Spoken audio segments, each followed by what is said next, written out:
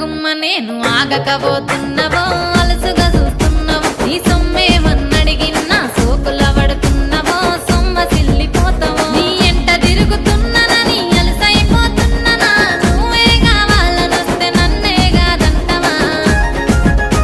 ఓ పిల్లగా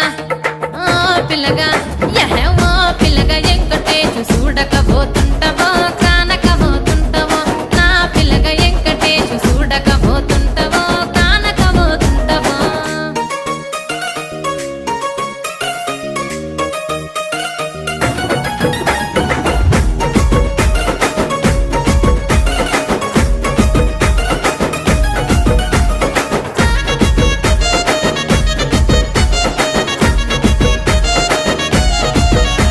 ఓయ్ కండ్లకు కాటుక వెడితే కన్యాకుమారి